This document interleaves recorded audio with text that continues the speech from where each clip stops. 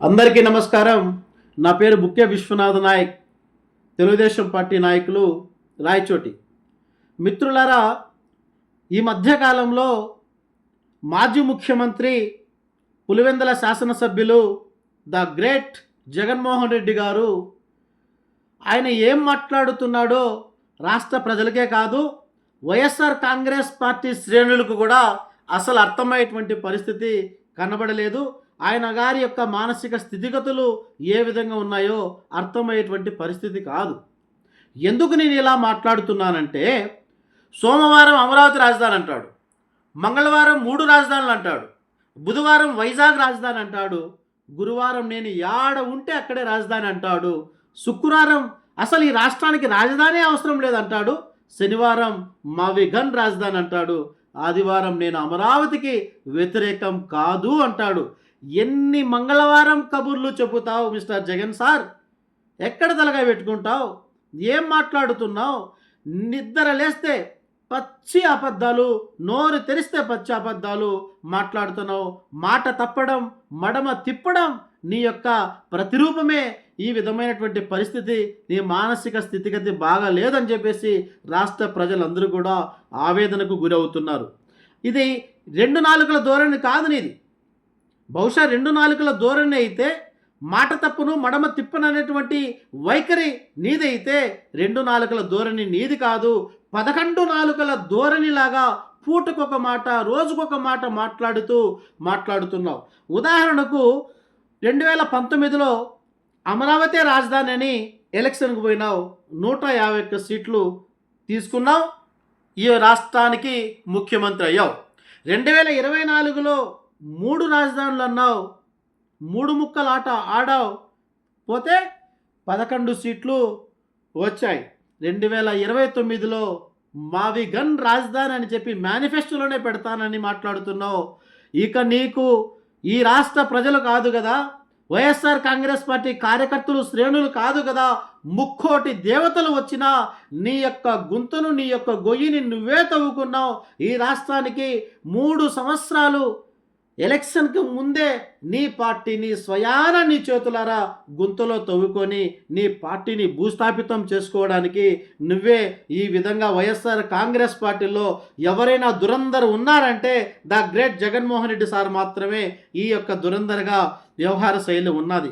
అంటే ఈ రాష్ట్రానికి ఒక రాజధాని లేక దిక్కులేని స్థితిలో బిక్కుమని బతికేటువంటి నేపథ్యంలో ఆంధ్రప్రదేశ్ రాష్ట్ర విజనరీ లీడర్ నారా చంద్రబాబు నాయుడు గారి యొక్క సారథ్యంలో అసెంబ్లీలో బిల్లు ప్రవేశపెట్టి అమైన్మెంట్ అయి ఈ బిల్లును సాక్షాత్తు పార్లమెంటుకు పెట్టి, పార్లమెంటులో కూడా ఆంధ్రప్రదేశ్ రాష్ట్ర రాజధానికి ఏకైక రాజధాని అమరావతి అని చెప్పేసి బిల్లు అమైన్మెంట్ అయితే, కేంద్రం నుండి కొన్ని లక్షల కోట్ల రూపాయలు ఆ ప్రాంతం అభివృద్ధి చెందడానికి కావాల్సినటువంటి అనేక రకాల వసతులు కల్పిస్తుంటే దాన్ని జీర్ణించుకోలేక, ఈ రాష్ట్రం ఎదుగుదలను ఓర్వలేక, ఈ రాష్ట్రంలో మీ వైఎస్ఆర్ కాంగ్రెస్ పార్టీకి ఎప్పుడు ఊడిగం చేసే విధంగా, అంటే ఎస్సీ, ఎస్టీ, బీసీ, బహుజన, మైనార్టీ పీడిత బిడ్డలందరినీ మీరు అభివృద్ధి చేయడానికి కంకణం కట్టుకోకుండా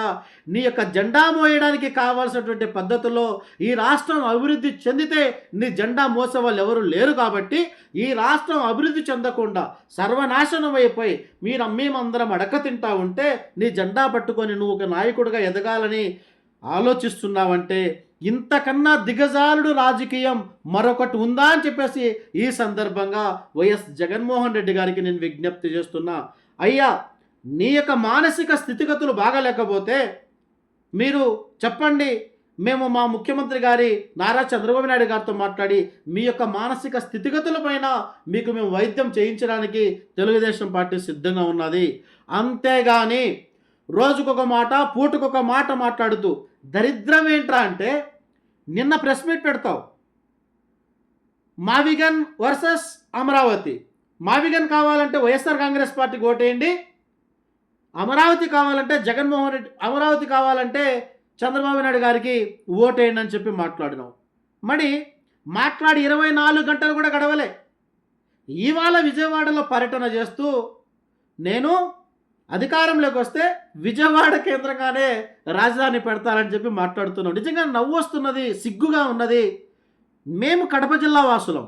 అరే, మా కడప జిల్లా వాసిగా, మా కడప జిల్లా ప్రతినిధిగా మీరు ఇంత దిగజారుడమైనటువంటి రాజకీయాలు మాట్లాడుతూ ఎందుకు ఇంత అపహాస్యం పాలవుతున్నావు? జగన్ సార్, ఒకసారి ఆలోచన చేసి ఇప్పటికైనా రాష్ట్ర ప్రజల కోసం అహర్నిశలు కష్టపడుతున్నటువంటి కూటమి ప్రభుత్వంలో ఏమైనా లోపాలు ఉంటే సవరించుకోవాలని చెప్పేసి మాట్లాడండి. స్వీకరిస్తాం, స్వాగతిస్తాం.